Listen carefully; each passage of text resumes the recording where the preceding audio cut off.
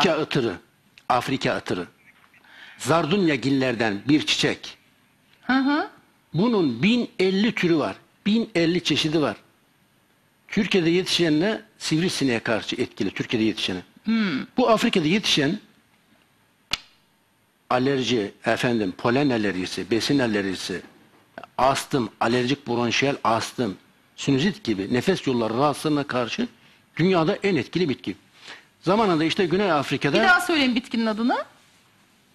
Afrika ıtırı.